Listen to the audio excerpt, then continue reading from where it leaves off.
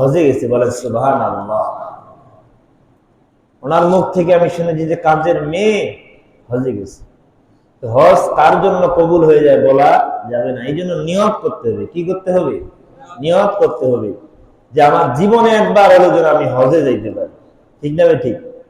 আমার সাথে বলেন, আমি জীবনে একবার মদিনা যাব, আমি জীবনে একবার মদিনা যাব, নবীজির কদমে সালাম জানাবো, সালাম জানাবো, সালাম জানাবো। বলেন তো আমার সাথে, আমি জীবনে একবার মদিনায় যাব, নবীজির কদমে সালাম জানাবো। শোনা পাচ্ছেন না? একটু জোরে আওয়াজ দিয়ে বলেন, শরম বন্ধ করে। পারবেন ইনশাআল্লাহ? আমি জীবনে একবার মদিনায় যাব, নবীজির কদমে সালাম জানাবো, সালাম জানাবো, সালাম জানাবো। আমি জীবনে একবার মদিনায় যাব, নবীজির কদমে সালাম জানাবো।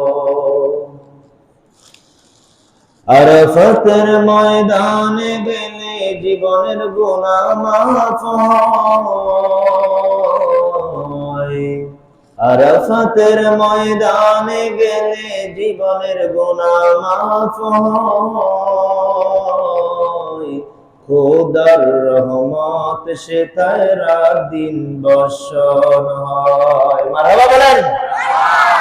আরাফাতের ময়দানে গেলে জীবনের গুনাহ মাফ হয়, খোদার রহমত সে তাই রাত দিন বর্ষণ হয়। আমি নূর নবীজির কদমেতে সালাতু সালাম পৌঁছাবো, আমি নূর নবীজির কদমেতে সালাতু সালাম পৌঁছাবো, আমি জীবনে একবার মদিনা যাব। বলেন, আমি জীবনে একবার মদিনা যাব, আমি জীবনে একবার মদিনা যাব, নূর নবীজির কদমে সালাম জানাবো। সবুজ গম্বুজের ভিতর শুয়ে আমার নবী, সবুজ গম্বুজের ভিতর শুয়ে আমার নবী, এখনো দেখেন তিনি দুনিয়ার সবই। দয়াল নবীর উম্মত আমি মদিনায় ছুটে যাব, মায়ের নবীর উম্মত আমি মদিনায় ছুটে যাব, আমি জীবনে একবার মদিনায় যাব। বলে, আমি জীবনে একবার মদিনায় যাব, নবীজির কদমে সালাম জানাবো। আমার বন্ধুরা, আমার ভাইয়েরা, মানুষ যদি নিয়ত করে রাতের বেলা যখন আপনি ঘুমাইতে যাবেন আমার নবীজির এই নাতগুলো পড়বেন, আর নবীজির মদিনার চিন্তা করবেন, মক্কাতুল মুকাররমার চিন্তা করতে করতে যদি ঘুমায় যান, ওই মদিনার কামলেওয়ালা নবী যদি আপনাকে আমাকে কবুল করে নেয়, ওই মালিক, যেই মালিক আপনাকে সৃষ্টি করেছে, আমাকে সৃষ্টি করেছে, ওই মালিক যদি আল্লাহর ওই খাতায় লিখে দেয় যে আমি আল্লাহ এই বান্দাকে হাজী হিসেবে কবুল করলাম, আপনার নসিবে আল্লাহ তাআলা হজ লিখে দিতে পারে। বলেন সুবহানাল্লাহ। আমার বন্ধুগণ, আমার ভাইরা, ইরাক শহরের একজন আল্লাহর ওলি ছিল রবি বিন সুলাইমান। এই রবি বিন সুলাইমান একজন ওলি ছিলেন। তিনি রাস্তায় রাস্তায় মানুষদেরকে বলতেন, বন্ধুরে, জীবনে কত জায়গায় ভ্রমণ করছি, আমরা ভ্রমণ করি না? স্বপ্নপুরী ভ্রমণ করি, ভিন্ন জগৎ ভ্রমণ করি, আমরা ভ্রমণ করি সেই শাহজালাল শাহপুরান মাজার, আমরা ভ্রমণ করি সেই খাজা মাইনুদ্দিন চিশতি রহমাতুল্লাহ আলাইহির মাজার, ভ্রমণ করি না? আমরা ভ্রমণ করি কক্সবাজার, সমুদ্র সৈকতে আমরা ভ্রমণ করি। জীবনে কত ভ্রমণ করছি। এই রবি বিন সুলাইমান বন্ধুদেরকে বলছে, বন্ধু জীবনে কত ভ্রমণ করছি রে, জীবনের অনেক সময় চলে গেছে, আয় আয় আয় একবার আমরা ওই নবীজির রওজা মুবারক ভ্রমণ করে আসি। বলে সুবহানাল্লাহ। যুবকদেরকে তালিম দেওয়া শুরু করলেন, তালকিন দেওয়া শুরু করলেন। তিনি বললেন, দেখো আল্লাহ পবিত্র কোরআনে ওয়াতিমুল হজ্জ ওয়াল উমরাতা লিল্লাহ, আল্লাহ তাআলা মুসলমানের জন্য হজকে ফরজ করে দিয়েছেন যাদের সামর্থ্য আছে। কিন্তু ওই মক্কাতুল মুকাররমায় এমন একটা পাথর আছে, ওই পাথরটাকে যে একবার চুম্বন করবে আল্লাহ পাক তার সমস্ত জীবনের গুনাহগুলো মাফ করে দিবে। চল চল ওই মক্কাতুল মুকাররমা মদিনাতুল মুনাওয়ারায় এমন একটা স্থান আছে আরাফাতের ময়দান। ওই আরাফাতের ময়দানে যদি কোনো মুসলমান হজের নিয়ত করে আরাফাতের ময়দানে গিয়ে উঠে, ওই আরাফাতের ময়দানে উঠতে দেরি হবে, ওই আরাফাতের দিন বান্দার গুনাহ মাফ করতে দেরি করবে না। চল যাই। বন্ধুরা বলছে, আসলে জীবনে কত খারাপ কাজ করছি, আর না না রবি, আমার নবীর জন্য মনটা বড় কাঁদে। তারা বলা শুরু করলো, আমার সোনার মদিনা, আমার প্রাণের মদিনা, সব ভুলিব কিন্তু তোমায় ভুলতে পারি না। কোন মুসলমান ভুলছে এই মদিনা? ভুলে? মদিনা কোনদিন ভুলবে না। সব সময় মুসলমানের হৃদয়ে একটা গান থাকবে, সেটা কি? আমার সোনার মদিনা, আমার প্রাণের মদিনা, সব ভুলিব কিন্তু তোমায় ভুলতে পারি না। একটু চিৎকার করে বলেন, আমার সোনার মদিনা, আমার প্রাণের মদিনা, সব ভুলিব কিন্তু তোমায় ভুলতে পারি না।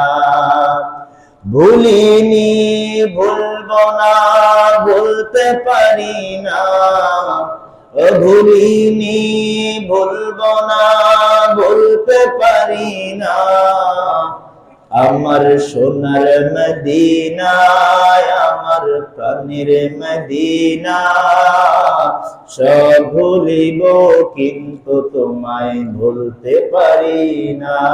ঠিক না? ঠিক। আচ্ছা, মনে করে দেখেন, আজকে এই কেরামত পাড়ার জামে মসজিদে এই গানটা আপনি গাচ্ছেন, এই গান থেকে যদি 40 জন মানুষ একসাথে আমরা উমরায় বা হজে যাই, একসাথে যদি 40 জন মানুষ ইমাম সাহেবকে নিয়ে, মুয়াজ্জিন সাহেবকে নিয়ে সবাই মিলে যদি ওই মদিনাতুল মুনাওয়ারায় ছুটে যাই, ওই মক্কাতুল মুকাররমায় ছুটে যাই, আল্লাহর ঘরের সামনে যায় যদি বলি, মালিক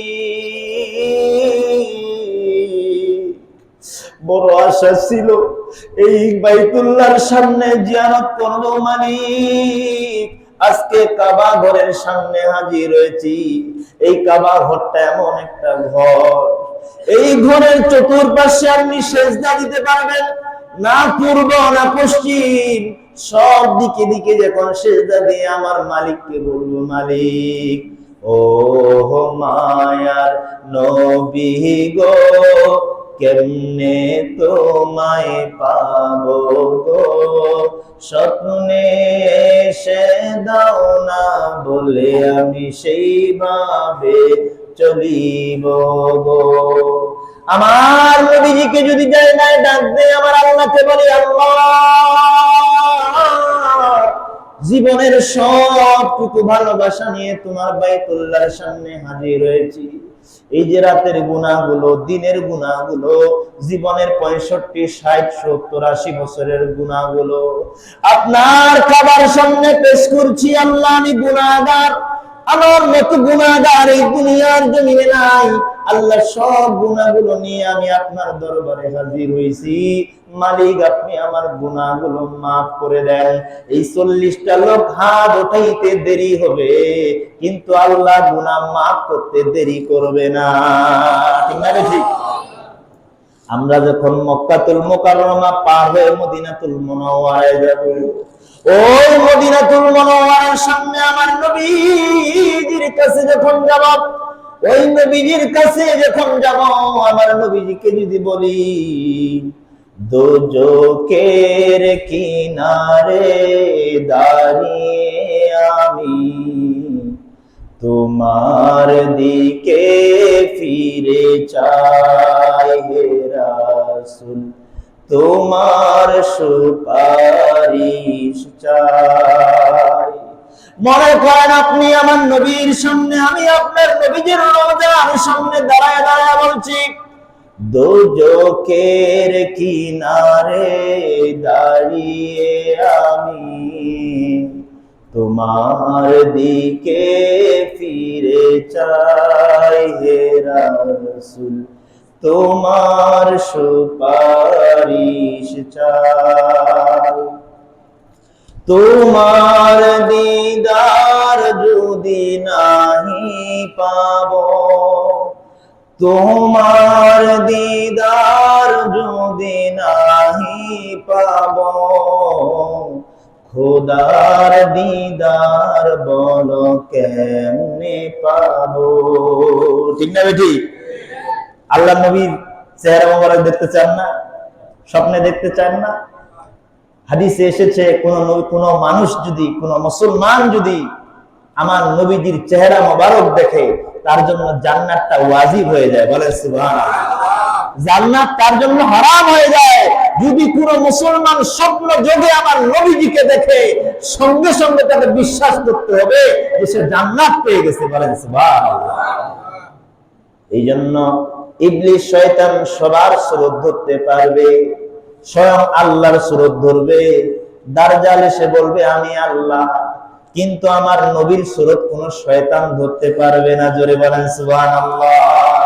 এই জন্য যদি রাত্রের বেলা আপনি দেখেন আমার নবীজিকে আপনি স্বপ্নে দেখেছেন, মনে করবেন আপনার ভাগ্য খুলে গেছে। বলেন সুবহানাল্লাহ।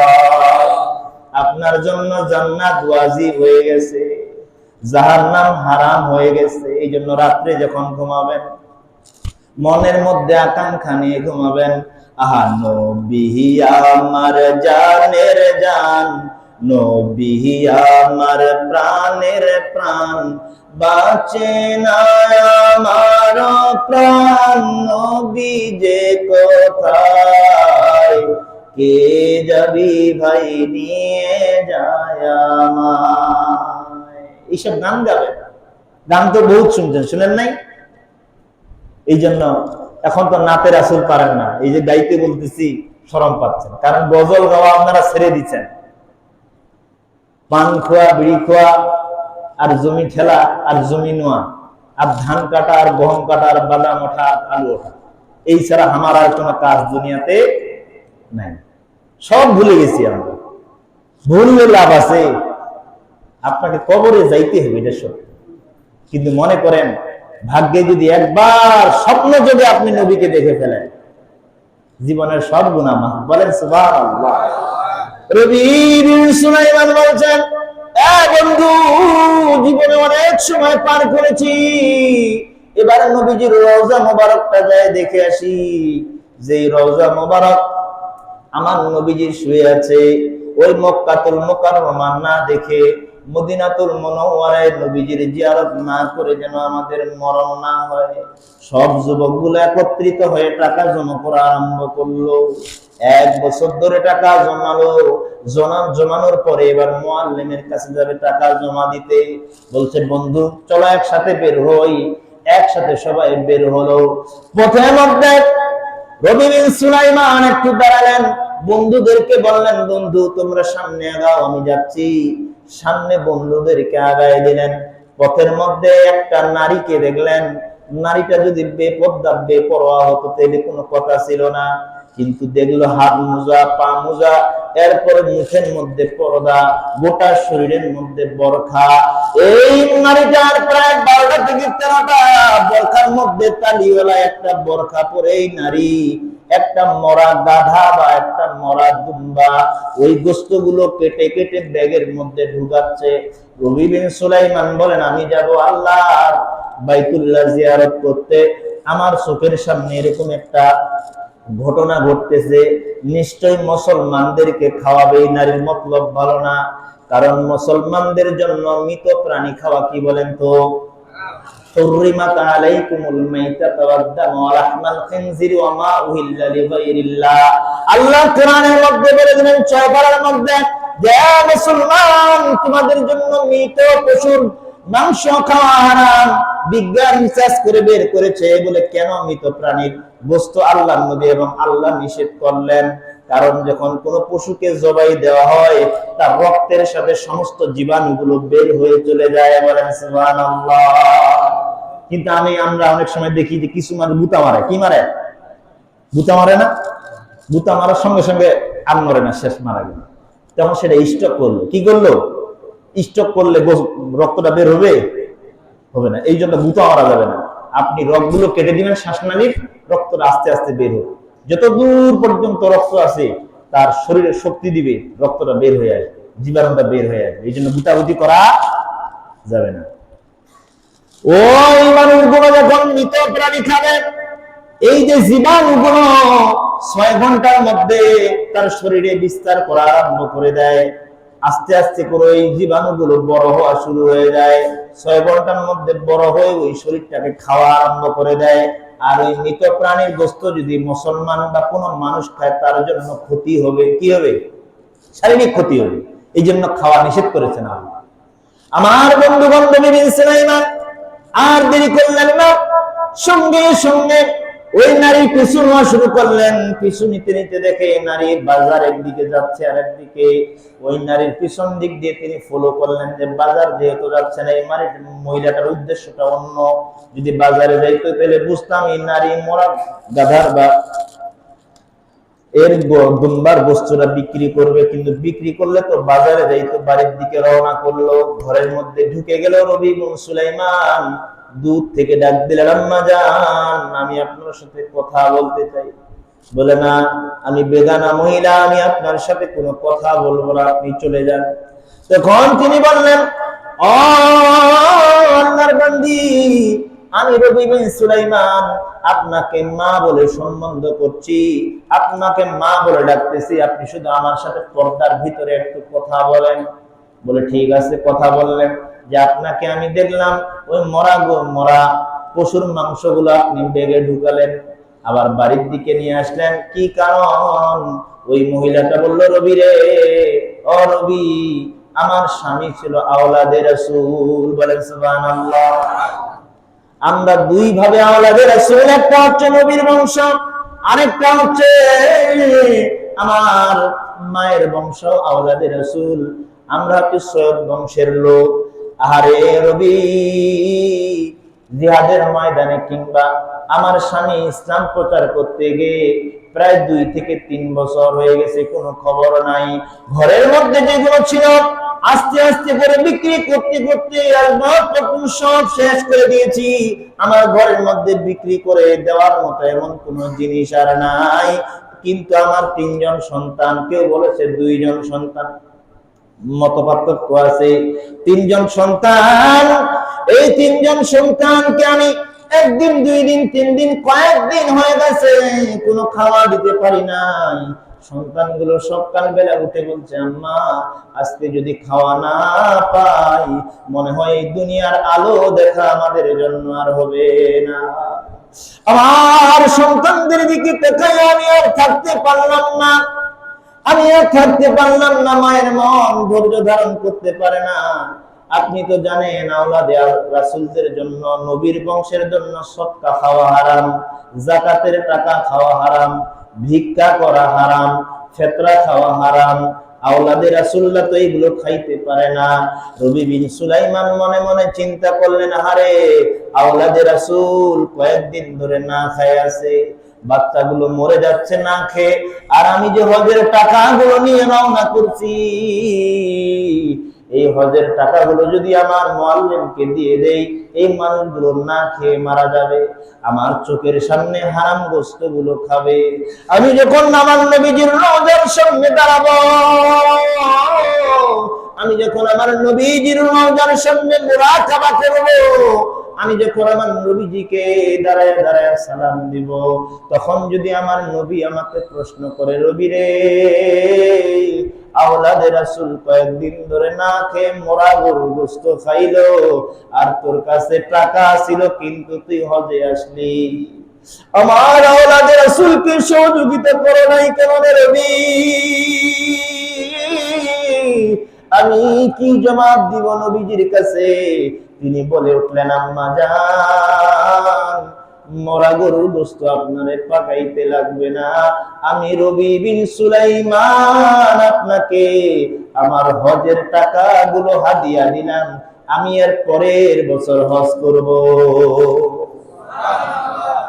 মানসিকতা এর নাই, আমি প্রত্যেক বছরে হজর যাচ্ছি, ওর বাড়ির পাশের লোকটা না খায় মরছে, অসুখ প্যারালাইজ হয়েছে, বড় ধরনের রোগ হয়েছে, চিকিৎসা করতে পারে না, দাঁড়ে দাঁড়ে গিয়ে ভিক্ষা করে, আর প্রত্যেকবারে হজর যাচ্ছে, সহযোগিতা করতে পারে না পাশের মানুষটাকে, করে না। বলছেন, মা আমি আমার সম্পদ গুলো একটু ওয়েট করেন, 10 বা আধা ঘন্টা, 10 মিনিট বা আধা ঘন্টা ওয়েট করেন। তিনি চলে গেলেন, বাজার থেকে আটা নিয়ে আসলেন, গোশত নিয়ে আসলেন, আর ছোট্ট ছোট্ট বাচ্চাদের জন্য জামা নিয়ে আসলেন। বলেন সুবহানাল্লাহ। জামা দেখে সন্তানরা খুশি, আটার বস্তা দেখে ওই নারী খুশি। এবার যাওয়ার পালা। বলছে, আম্মা জান, যখনই আপনার প্রয়োজন হবে, এই রবি বিন সুলাইমান আপনার সন্তান হয়ে গেল, নবীর আওলাদদের উপরে আঘাত আসবে, নবীর আওলাদরা না খেয়ে থাকবে, আর আমি মুসলমান হয়ে দাঁড়ায় দাঁড়ায় দেখবো, এটা হইতে পারে না। আম্মা, যখন আপনার কষ্ট হবে, আপনার সন্তানকে ডাক দিবেন, আপনার সন্তানের জান আপনার জন্য কুরবান হয়ে যাবে। কোথায় মুসলমান, কোথায় আজকে মুসলমান? ফিলিস্তিনের মুসলমানদেরকে মারে, যে জায়গায় অনেকগুলো নবী শুয়ে আছে ফিলিস্তিনের ময়দানে, মসজিদুল আকসায় কতগুলো নবী ইসলাম প্রচার করে দিয়ে শুয়ে আছে। আজকে মুসলমানরা তাকায়া তাকায়া দেখে, কোথায় গেল মানুষের মনুষ্যত্ব, কোথায় গেল? কখনো কি তুমি ভেবে দেখেছো, কোথায় তুমি আজ? কোথায় তোমার ইমানি শক্তি, কোথায় তোমার রাগ? কখনো কি তুমি ভেবে দেখেছো, কোথায় তুমি আজ? কোথায় তোমার ইমানি শক্তি, কোথায় তোমার রাগ? কোথায় গেল রক্তে রাঙানো সেই শহীদের মাঠ? কোথায় গেল মুসলমানের একতার সেই হাত? কোথায় তুমি আজ? কোথায় তোমার রাগ? কোথায় তুমি আজ? কোথায় তোমার রাগ? যার জীবন ছিল পাক কোরআন আর হাতিয়ার ঈমান, সারা বিশ্ব কাঁপতো আর জিহাদের ময়দান, ঠিক না? যার জীবন ছিল পাক কোরআন আর হাতিয়ার ঈমান, সারা বিশ্ব কাঁপতো আর জিহাদের ময়দান। এখনো তো আর দেখি না সেই আলী আর উসমান, সারা বিশ্বে নির্যাতিত লাখো মুসলমান। এখনো তো আর দেখি না সেই আলী আর উসমান, সারা বিশ্বে নির্যাতিত লাখো মুসলমান। বড় কষ্ট লাগে দেখে তোমার কি হাল, কেন তুমি থমকে দাঁড়ালে, কেনই বেসামাল, ঠিক না? কষ্ট লাগে না? যখন আলী আর উসমান, খালিদ বিন ওয়ালিদ যখন জিহাদের ময়দানে যেত, কাফেররা ভয়ে পালাতো। বলেন সুবহানাল্লাহ। গোটা বিশ্বের জমিনের রাজ ছিল কার বলেন তো? মুসলমানদের। আজকে মুসলমানদের কাছ থেকে সব জায়গায় কাফেররা সিনায় নিচ্ছে, ঠিক না বেঠিক? মুসলমানরা চুপ করে বসে আছে। তুমি ছিলে গর্জে ওঠা বীর সেই সৈনিক, জিহাদের ময়দানে যার বিজয় চারিদিক।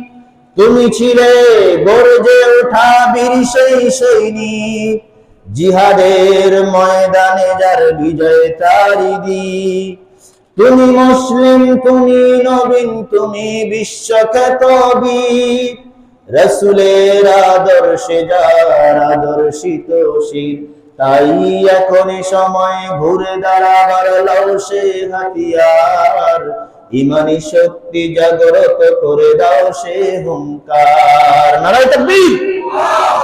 তাই এখনই সময় ঘুরে দাঁড়াবার লও সে হাতিয়ার, ইমানি শক্তি জাগ্রত করে দাও সে হুঙ্কার। নারায়ে তাকবীর। ঈমান আগে জাগ্রত করতে হবে। কোরআন এবং ঈমানকে যদি আমরা হাতিয়ার হিসেবে নেই, পৃথিবীর কোনো পরাশক্তি নেই মুসলমানদের উপরে হাত করে, ঠিক না বেঠিক? নবী বিন সুলাইমান মনুষ্যত্ব দেখালেন, সম্পদ দিয়ে দিলেন, বাড়িতে চলে গেলেন। সব বন্ধুরা হজে গেল, আর মনে মনে বলতেছে, আরে আমরা হজে আসলাম, এই বন্ধুরা আমাদেরকে গাছত চড়াই দিয়ে পালাইছে। মনে কষ্ট পাইছে সবাই। মূলত তারা হজে গেছে। হজে যাওয়ার পরে দেখে নবী বিন সুলাইমান মক্কাতুল মুকাররমায় তাওয়াফ করতেছে। জোরে জোরে বলেন সুবহানাল্লাহ। হ্যাঁ, কত বড় বাটপার! এরা বলতেছে কত বড় বাটপার, দেখছো একসাথে হজর জামো না, ওই অন্য ভাবে আইছে আগত থামা, কেমন বাটপার।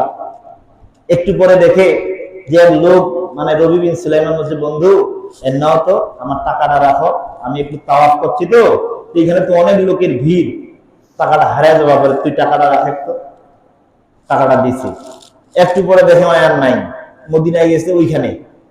এইভাবে যখন বাড়িতে ফিরে আসলো কাফালার লোকগুলো, গ্রামবাসী লোকরা বলতেছে, কি রবি তোর নসিবে হজ হয় নাই।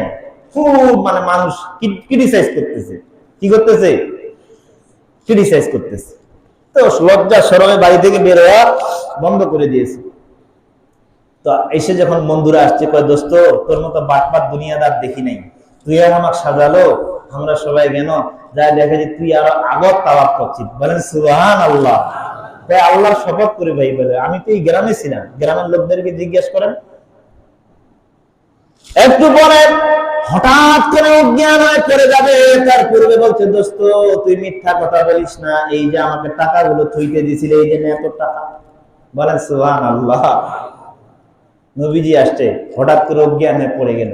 অজ্ঞানের মধ্যেই আমার নবীজি ঘুমের মধ্যে তার সামনে চলে আসছে।